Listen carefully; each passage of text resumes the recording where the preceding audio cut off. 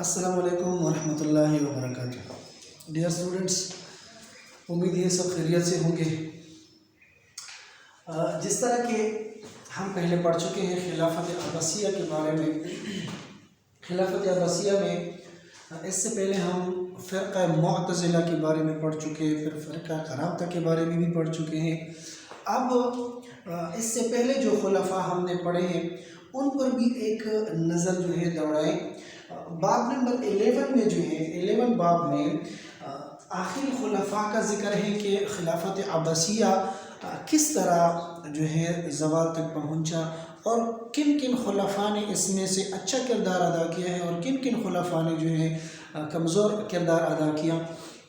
اب اس میں دوسری بات یہ ہے کہ ہم سلطنت عباسیہ پر اس کے نظام پر ہم تھوڑا سا اس پر بھی ہم نظر دوڑائیں کہ اس میں فوجی نظام کس طرح چل رہا تھا، انتظامی سلطنت کس طرح تھی، صوبائی نظام کس طرح تھی، اس پر بھی ہم انشاءاللہ بات کریں گے۔ لیکن سب سے پہلے آتے ہیں خلافت عباسیہ کا ابتدا سے لے کر آخر تک خلفاء کا تھوڑا سا خلاصہ ہم ڈسکس کر لیں اس میں۔ تو خلافت عباسیہ کی جو ابتدا ہے، ابتدا اس کی ہوئی ہے، دراصل ابتدا ابو العباس صفاح سے ہوئی ہے 132 ہجری سے، 132 ہجری سے خلافت عباسیہ کا ابتدا ابو العباس صفاح نے رکھی۔ لیکن خلافت عباسیہ میں ابو جعفر منصور جو ابو العباس صفاح کا بھائی تھا اور اس کے بعد تخت نشین ہوا تھا، 136 ہجری سے تخت نشین ہوا تھا، تو اس کو خلیفہ عباسیہ کا ابتدا یا خلیفہ عباسیہ کا بانی بھی کہا جاتا ہے۔ یعنی عباسیہ کا بنیاد اصل میں رکھا ابو العباس صفاح نے ہے، لیکن لوگ جو ہے وہ کس کو مانتے ہیں زیادہ؟ ابو جعفر منصور کو۔ تو سب سے پہلے ابتدا ابو العباس صفاح نے رکھی۔ اس نے 4 سال حکومت کی ہے، لیکن 4 سالوں میں صرف انتقامات کی طرف متوجہ تھے۔ اب بنو امیہ خاندان سے، خلافت اموی سے وہ کس طرح بھیانک انتقامات لیا کرتے تھے، وہ اس کے بارے میں صرف سوچتے تھے کہ کس طرح میں انتقام لے لوں اور کس طرح جو ہے خلافت عباسیہ کو ان سے چھین لوں، اس کے بارے میں سوچ رہے تھے۔ اسی لیے اس نے سلطنت پر کچھ توجہ نہیں دی اور اسی وجہ سے اس کا نام خلافت عباسیہ میں اکثر مورخین نے شامل ہی نہیں کیا۔ تو 136 سے پھر ابو جعفر منصور آتا ہے، یہ ابو العباس صفاح کا بھائی تھا۔ ابو جعفر منصور جو ہے وہ ترقی پذیر، یعنی ترقی کرنے والا اور دن بدن جو ہے ترقی کرنے والا بندہ تھا، اور اس نے یہ سوچا تھا کہ میں سلطنت پر کس طرح توجہ دوں۔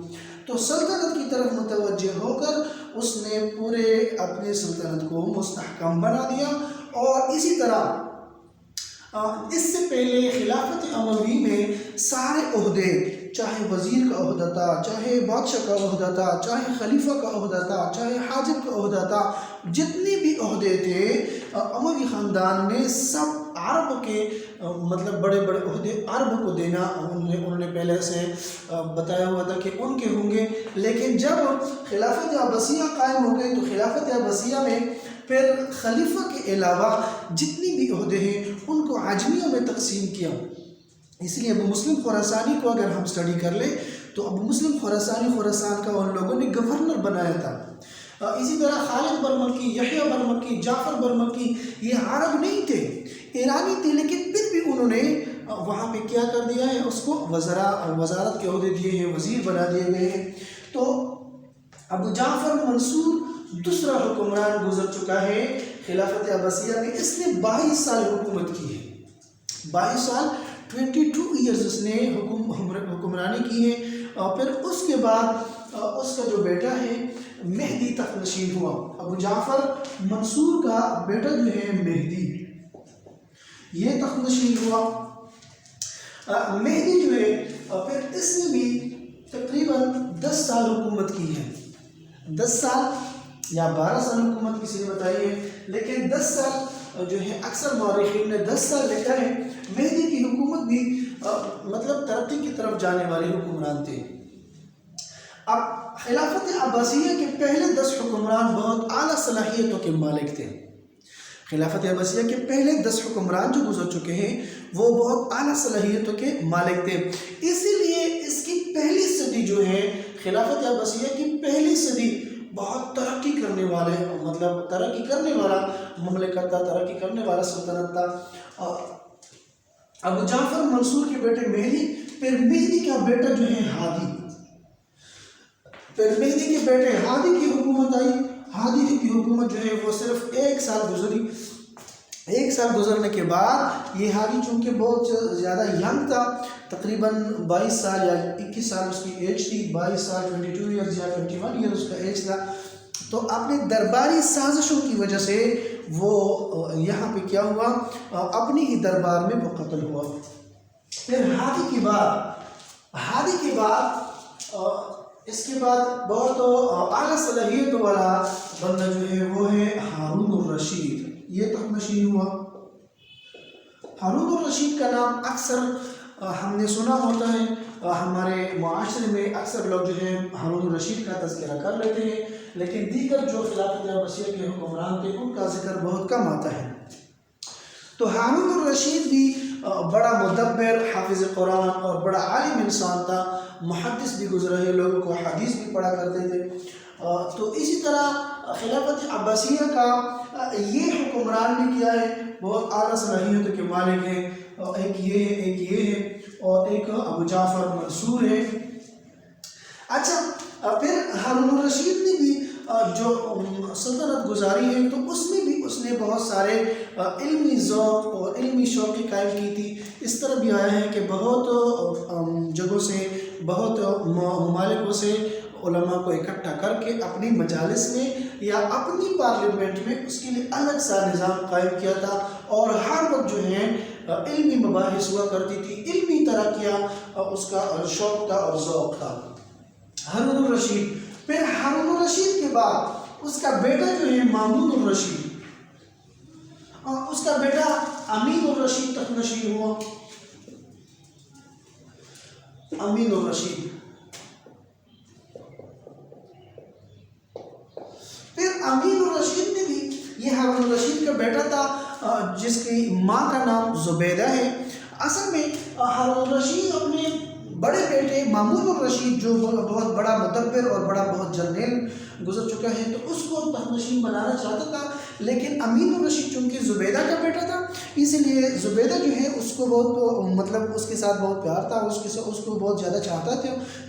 اسی وجہ سے، چاہت کی وجہ سے زبیدہ نے کہا کہ میرے بیٹے کو پہلے تخت نشین بنا لیں اور پھر اس کے بعد دوسرے کو۔ تو ہارون الرشید نے اپنے چہیتی بیوی زبیدہ کے اصرار پر امین الرشید کو مقرر کیا۔ امین الرشید کے وفات کے بعد اور پھر اس کا بھائی جو ہے مامون الرشید تخت نشین ہوا۔ مامون الرشید، یہ امین الرشید جو ہے اس نے 4 سال حکومت کی ہے۔ امین الرشید نے 4 سال حکومت کی ہے اور ہارون الرشید نے 20 سال حکومت کی ہے، یا کسی نے بتایا ہے کہ 23 سال حکومت کی ہے، 23 ایئرز اس نے کیے ہیں۔ پھر 4 سال اس نے کی حکومت کی ہے۔ پھر اس کے بعد مامون الرشید کا دور آتا ہے۔ مامون الرشید نے بھی 20 سال حکمرانی کی ہے، اور یہ جو خلفاء گزر رہے ہیں یا جو خلفاء کا بھی ذکر ہو رہا ہے یہ اعلیٰ صلاحیتوں کے تقریباً مالک تھے، سوائے ہادی کے۔ یہ بہت کمزور اور نکما تھا، اسی لیے پہلے ہی سال جو ہے یہ درباریوں کا شکار بنا۔ اچھا، پھر مامون الرشید کے بعد، مامون الرشید نے بھی تقریباً 20 سال حکمرانی کی ہے۔ پھر مامون الرشید کے بعد اس کا بھائی جو ہے جس کا نام ابو اسحاق ہارون ہے، اور اس کو اکثر لوگ جو ہے معتصم باللہ کے نام سے جانتے ہیں، معتصم باللہ۔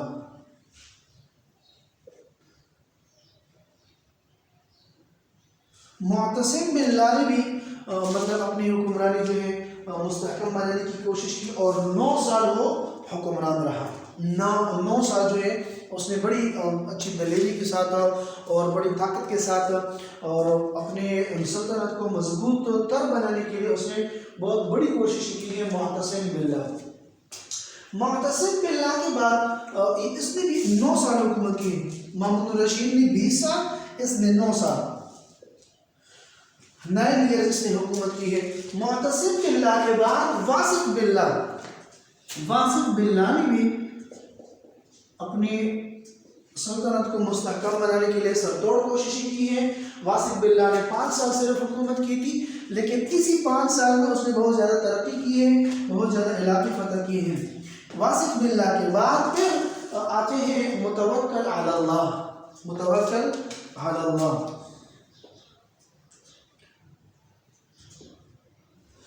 متوکل علی اللہ، اس نے بھی بہت زیادہ محنت کے ساتھ اپنے اپنی طاقتوں کے ساتھ، اپنی قوتوں کے ساتھ اپنے ادارے کو، اپنی سلطنت کو بہت مستحکم بنا دیا، اپنے ادارے کو بہت بڑا مضبوط بنا دیا.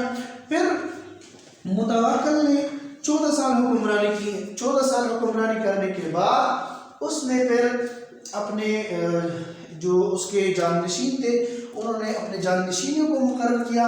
اس میں بھی یہی ہوا کہ متوکل جو ہے وہ اپنے بڑے بیٹے منتصر باللہ کو ولیعہد بنانا چاہتے تھے، لیکن اس کی جو چہیتی بیوی تھی اس کی اصرار پر اس نے معتز کو پہلے جانشین مقرر کیا. یعنی اس کے بعد معتز کی حکمرانی ہوئی. پھر معتز کے بعد منتصر باللہ آئے.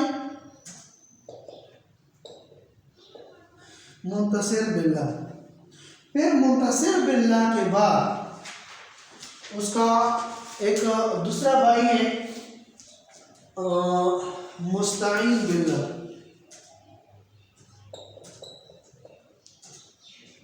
پھر مستعین کے بعد اس کا ایک اور بھائی ہے جس کا نام ہے مہتدی باللہ. مہتدی باللہ. اب معتز، منتصر اور مستعین اور مہتدی یہ چاروں متوکل علی اللہ کے بیٹے ہیں. ان کی مطلب وہ ناچاکیوں کی وجہ سے یا ان کی ناکام حکمرانی کی وجہ سے مطلب یہ حکومت جو ہے دھیرے دھیرے کمزور مطلب لگنے لگا یا کمزور ہونے لگا.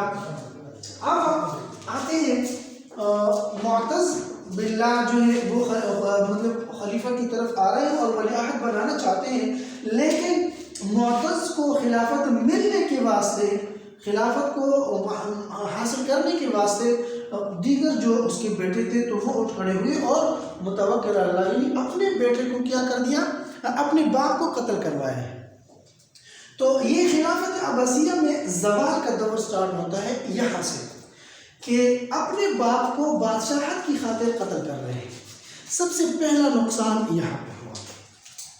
اب مہتدی باللہ کا ایک بیٹا ہے جس کا خلافت جو ہے بہت زیادہ چل رہی ہے، خلافت اس نے بہت زیادہ گزاری خلافت میں، لیکن وہ مہتدی باللہ کا جو بیٹا ہے اس کا نام ہے متوکل، نہیں اس کا نام ہے معتمد علی اللہ.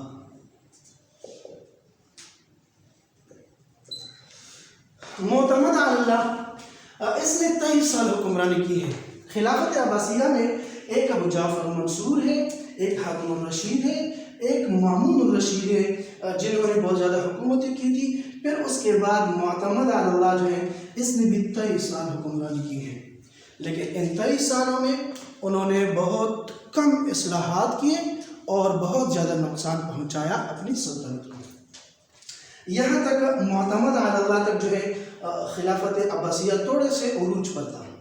معتمد علی اللہ یا متوکل علی اللہ جو ہے اس کے بعد دھیرے دھیرے زوال کے اسباب شروع ہونے لگے. اب سب سے آخری خلیفہ جو ہے معتمد علی اللہ کے بعد بہت سارے خلیفہ گزر چکے ہیں، لیکن سب سے آخری خلیفہ جو ہے وہ ہے مستعصم باللہ. مستعصم باللہ آخری خلیفہ ہے جس کو ہلاکو خان نے پھر قتل کر دیا ہے. ہلاکو خان نے بغداد پر حملہ کیا اور مستعصم باللہ کو پہلے محاصرے میں رکھا، پھر محاصرے کے بعد اس کو قتل کروایا ہے. 40 دن محاصرے کے بعد پھر اس کو قتل کروایا ہے.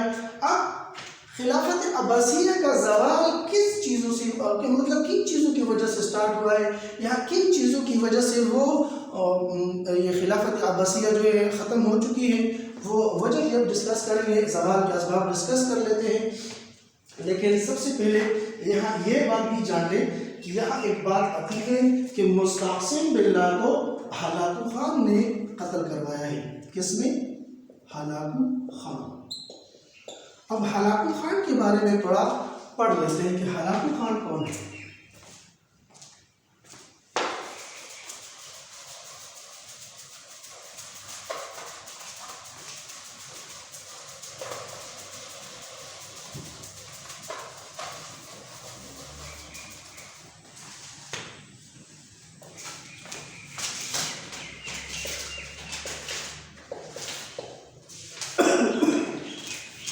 ہلاکو خان یہ چنگیز خان کا پوتا ہے۔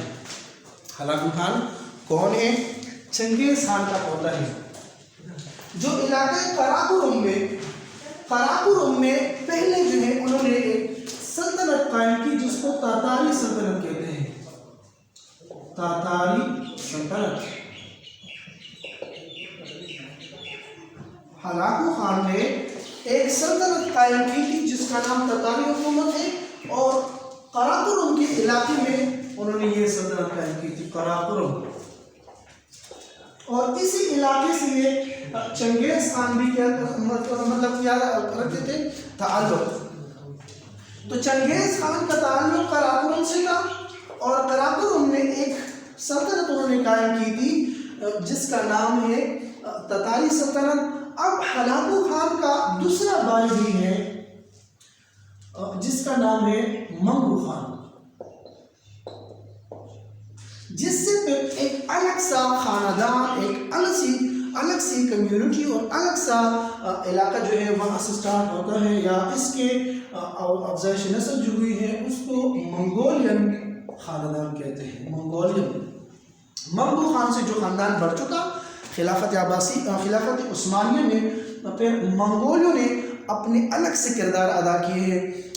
پھر پہلے پچھلی کلاس میں ہم نے بتا چکے ہیں کہ ہلاکو خان اور اس طرح اس کا جو دوسرا بھائی ہے منگو خان، اور اس کے مخالف جو انہوں نے وہ تحریکیں چلائی تھی مسلمانوں کے خلاف، تو وہ اور بھی مطلب دھیرے دھیرے مضبوط ہونے لگے۔ اب اس میں سے زیادہ رول یا زیادہ کردار جو ہے کس کا ہے؟ اب آتے ہیں جو مصری حکومت میں نے بتائی تھی کہ مصری حکومت مصر میں فاطمی حکومت تھی۔ اب مصر میں فاطمی حکومت جو ہے دراصل وہ یہودیوں کی سازش پر، عیسائیوں کی سازش پر لگی ہوئی تھی، لیکن وہ سازش جو ہے وہ بہت مختصر انداز میں تھی۔ اب اس کو اگر ہم غور سے دیکھیں، وہاں پہ میں نے پہلے بتایا تھا کہ شیعہ سنی کے فسادات چل رہے تھے، تو شیعہ سنی کے فسادات میں سے شیعوں کو ترجیح دینے والے یہ لوگ جو ہے وہ جگہ جگہ پہ موجود تھے۔ سب سے پہلے خلافت عباسیہ میں آل علی جو ہیں، شیعان علی جسے کہتے ہیں، ان کو بہت زیادہ ترجیحات دی گئی، لیکن انہوں نے منصور کے دور سے یہ بغاوت کا سلسلہ سٹارٹ کیا۔ اب بغاوت کے سلسلے کو وہ ختم کرنا چاہتے تھے، لیکن اس پر کچھ قابو نہ پایا۔ اب جب ہلاکو خان نے دیگر علاقے فتح کیے تو بغداد کی طرف سے یہ وزیر جو ہے ابو القمی، ایک وزیر ہے جس کا نام ہے ابن القمی، وزیر ہے ایک ابن القمی۔ یہ دراصل خلافت عباسیہ میں ایک وزیر کے عہدے پر تھا، لیکن کچھ فرقواریت کی وجہ سے یہ مطلب شیعان علی جو ہے ان کے ساتھ ان کے یہ تعلقات وابستہ تھے، اور اس ابن القمی نے ہلاکو خان کو مشورہ دیا اور ان کو دعوت دی۔ دراصل یہ تھا خلافت عباسیہ میں سے ایک عہدے پر ہے، لیکن اپنے حکمرانی کے ساتھ، اپنی سلطنت کے ساتھ غداری کر کے ہلاکو خان کو دعوت دی کہ آپ بغداد پر حملہ کریں۔ تو بغداد پر اس نے جو حملہ کیا ہے، تو اس وقت جو خلیفہ تھا مستعصم باللہ، اس کو پہلے محاصرے میں رکھا، پھر اس کے بعد اس کو قتل کروایا۔ یہ ہلاکو خان ابن علقمی کے پاس آیا، اور ابن علقمی جو ہے سب سے پہلے وہ یہ چاہتا تھا کہ ہم یہاں پہ علوی جو تحریک ہے، علوی جو شیعان علی کی جو تحریک ہے، اس کو ہم اپنی سلطنت کا مقام مرتبہ دینے والے ہیں، لیکن اس میں وہ ناکام رہا اور ہلاکو خان کے ہاتھوں یہ ابن علقمی خود پر قتل ہوا۔ یہ ہلاکو خان اور مرو خان کے بارے میں تھوڑی سی ہسٹری تھی کہ یہ قراقرم کے علاقے سے تعلق رکھتے تھے، چنگیز خان کے پوتے ہیں۔ پھر اس کو خلافت عباسیہ کے ابتدائی دور محمود غزنوی کے دور میں پھر اس کو قتل کروا دیا گیا ہے، اور پھر سلطنت عثمانیہ جو ہے پھر اس کے بعد قائم ہو چکی ہے۔ یہ تھوڑی سی ہسٹری اس کے بارے میں تھی۔ پھر اب آتے ہیں کہ کس وجہ سے یہ اسباب جو ہے، کون سے ایسے اسباب ہیں جس کی وجہ سے خلافت عباسیہ ختم ہو گئی۔ اب آتے ہیں اس میں سے ہم دو ٹاپک ڈسکس کریں گے، ایک ہے اسباب زوال اور دوسرا ہے انتظامی سلطنت۔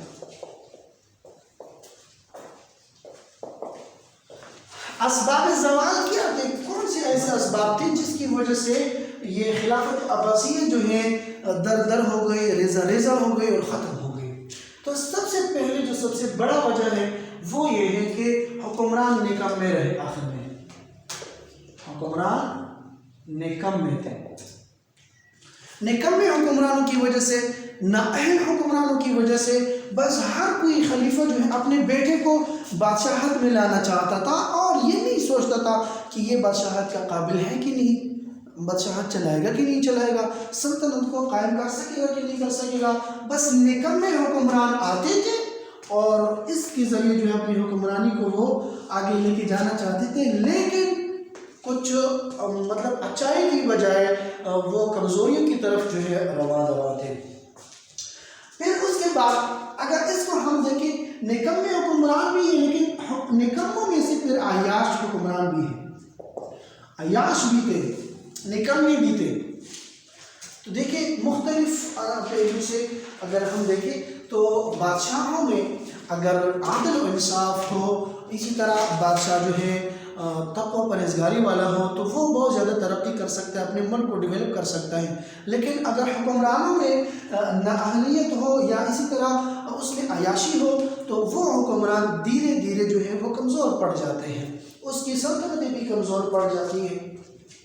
تو یہ سب سے پہلے کیا تھی کہ حکمران نکمی بھی تھے، عیاش بھی تھے۔ تیسرے نمبر پر ان کی جو عاجمیوں کے ساتھ سلوک تھا وہ دھیرے دھیرے کمزور ہونے لگا۔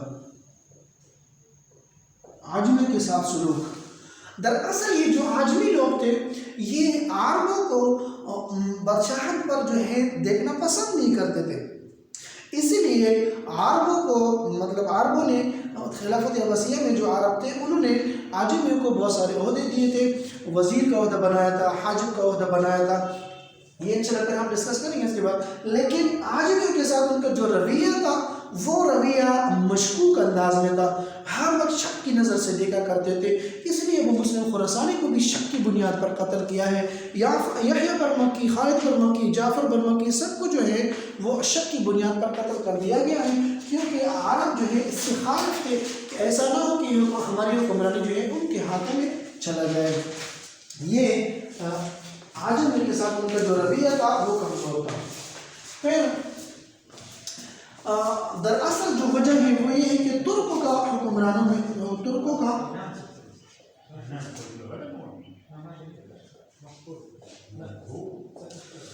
کا شامل ہونا، ترک جو ہے وہ ہر جگہ پہ نظر آنے لگے۔ دراصل ترک جو ہے وہ جنگجو قوم تھی، ایک جنگجو قوم تھی، اور اپنی جنگجویت کی وجہ سے وہ خلافت عباسیہ میں کیا ہو گئے، شامل ہو گئے۔ تو ترکوں کا شامل ہونا بھی ان کے لیے زوال کا سبب بنا، کیونکہ وہ ہر وقت جو ہے وہ ہمیشہ ڈرا کرتے تھے کہ کس طرح ہم ترکوں کو اپنی خلافت عباسیہ سے نکال لیں۔ پھر اس کے بعد نسلی تعصب ہے، نسلی تعصب۔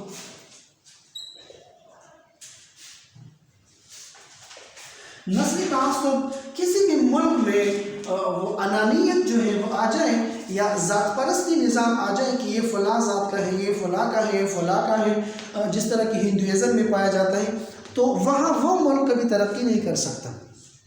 ہاں، ہر کسی کو ترجیح دینے والا ملک ہونا چاہیے، جیسا کہ پاکستان میں ہے، کوئی یہ نہیں مطلب یہ نہیں سوچتا کہ یہ ہندو ہے، سکھ ہے، عیسائی ہے، جو بھی ہے، تو سب کو اپنی اپنی جگہوں پہ حیثیت دے رہے ہیں، اپنا مرتبہ اور مقام دے رہے ہیں۔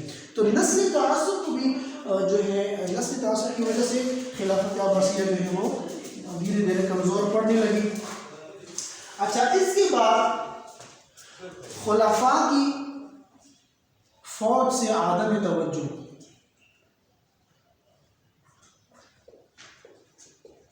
مطلب خلفاء کو چاہیے کہ وہ فوج پر ہر ملک کو چاہیے، فار ایگزامپل آج کل جو اسٹیٹس ہیں، آج کل جو کنٹریز ہیں، ان کو بھی چاہیے کہ وہ اپنی فوج پر سب سے پہلے نظر رکھیں کہ ہماری فوج مضبوط ہو تو ہمارا ملک محفوظ ہوگا دیگر اقواموں سے، دیگر ملکوں سے۔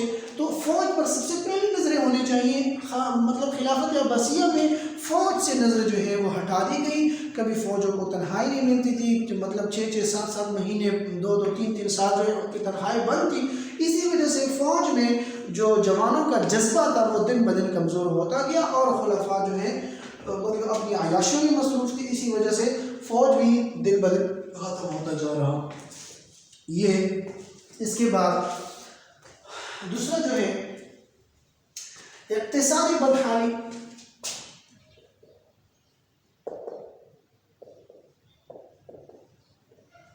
اقتصادی بدحالی کو ہم یہ بھی وہ ڈسکس کر سکتے ہیں کہ دراصل کوئی بھی حکمران، کوئی بھی سربراہ جو ہوتا ہے، اگر وہ عیاش ہے، وہ نکمہ ہے، نااہل ہے، تو وہ پیسوں کو بھی صحیح جگہ پہ خرچ نہیں کر سکتا۔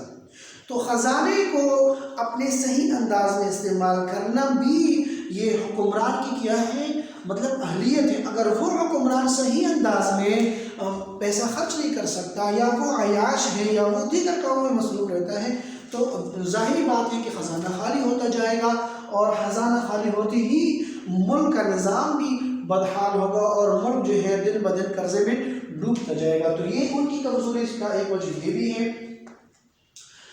پھر آخر میں جو سب سے بڑی وجہ بتائی ہے وہ یہ ہے کہ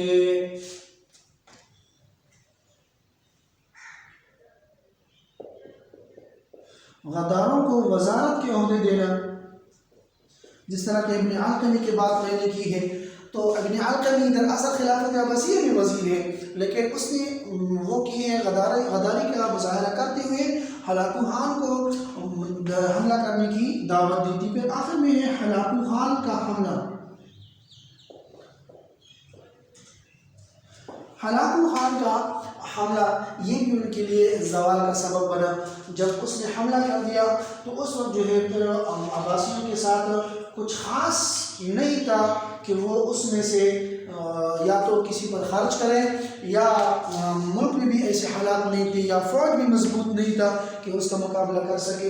اسی وجہ سے یہ لوگ جو ہیں خلافت عباسیہ مطلب ختم ہو گئی، اور پھر ہلاکو خان کی طرف جو ہے وہ اس کا بادشاہت کی وہ چڑھی جاتی ہے۔ پھر آخر میں ہلاکو خان کے دور کے بعد منگولیوں کا دور ہے، پھر منگولیوں کے دور کے بعد سلطنت عثمانیہ جو ہے قائم ہوگی، جو طغرل کا بیٹا عثمان تھا۔ اب انتظامی سلطنت کی طرف آتے ہیں۔ انتظامی سلطنت میں ہمارے پاس 3 کیٹیگریز ہیں۔ ایک ہے انتظامی سلطنت کا قیام، انتظامی سلطنت کا قیام۔ ایک یہ ہے، ایک ہے صوبائی نظام، اور دوسرا ہے فوجی نظام۔ اب انتظامی سلطنت میں سے سلطنت کا قیام کیا ہے ان لوگوں نے، تو سلطنت میں سب سے پہلے انہوں نے کیا کر دیا ہے، سب سے پہلے انہوں نے مرکزی حکومت قائم کی۔ مرکزی حکومت یہ کہتے ہیں کہ فار ایگزامپل ایک بادشاہ ہے یا خلیفہ ہے، اس کے تحت کچھ وزیر ہوتے ہیں، اور ان وزیروں کی نسبت جو ہے ساری ادارے جو ہیں وہ نیچے کام کرتے ہیں. اس کو مرکزی حکومت کا قیام کہتے ہیں. تو مرکزی حکومت جو آج کل ہمیں نظر آ رہا ہے کہ ہر ادارے کا اپنا اپنا منسٹر ہوتا ہے, اپنا اپنا وزیر ہوتا ہے, تو وہ وزیر جو ہے پھر اپنے بادشاہ کو, اپنے خلیفہ کو یا پرائم منسٹر کو جواب دہ ہوتا ہے. اسی طرح یہ ادارے جو ہیں نیچے کام کرتے ہیں, اس کو کہتے ہیں مرکزی حکومت. یہ بھی انہوں نے قائم کر دی. پھر مرکزی حکومت کے بعد اگر ہم پھر سے غور سے دیکھیں تو پھر خلیفہ کی حیثیت اور وزارتیں جو ہے انہوں نے قائم کی تھی. خلیفہ اور وزیر کا عہدہ الگ الگ کر دیا. خلیفہ مطلب آج کل کے جو خلیفہ فار ایگزامپل پاکستان کے پارلیمنٹ نظام پہ ہم دیکھیں تو یہاں پہ خلیفہ کا نام ہے پرائم منسٹر. تو پرائم منسٹر کو ہی خلیفہ بتایا جاتا ہے, یا جو صدر ہوتا ہے یا پرائم منسٹر ہوتا ہے اس کو خلیفہ. پھر اس کے نیچے جو کام کرتے ہیں تو اس کو منسٹر کہتے ہیں یا وزیر کہتے ہیں, جو اس کے نیچے جو کام کرتے ہیں. پھر اس میں سے مرکزی وزیر بھی ہوتے ہیں اور صوبائی وزیر بھی ہوتے ہیں. مرکزی کو مطلب وفاقی وزیر بھی کہتے ہیں, اور اسی طرح یہ صوبائی کو پھر پروونشل وزیر بھی کہتے ہیں. تو یہ خلیفہ اور وزیر کا الگ الگ عہدے اس نے قائم کر دیے. یہ خلافت عباسیہ کے دور میں سے ہوئے ہیں اور آج تک چلتا آ رہا ہے. پھر اس کے بعد حاجب کا عہدہ قائم کیا. حاجب کو ہمارے اصطلاحات میں یا تو مشیر کا عہدہ کہتے ہیں, یا اس کو اگر صحیح طریقے سے دیکھیں حاجب کہتے ہیں دربان کو, دربان چوکیدار. تو حاجب کا عہدہ ان لوگوں نے قائم کیا تھا, لیکن کام وہ جو لے رہے تھے آج کل جو کام اگر وہ دیکھیں تو اس کو کہتے ہیں سیکرٹری. تو ہر ادارے کا آج کل سیکرٹری ہے اور ہر ادارے کے سیکرٹری اس پہ کام کرتے ہیں. تو یہ حاجب کا عہدہ ان لوگوں نے قائم کیا تھا. پھر اس کے بعد اگر ہم دیکھیں تو جلاد کا عہدہ, جلاد کا عہدہ بھی ہے. اور اسی طرح یہ دیوان الخراج بھی ہے, مطلب وہ جگہ یا وہ علاقے جس کو حکومت جو ہے وہ پیسے اکٹھا کرتے ہیں پھر اس کو صحیح طریقے سے خرچ کرتے ہیں, جس کو فنانس کہتے ہیں یا خزانہ کہتے ہیں. دیوان العزیز بھی ہے اور جس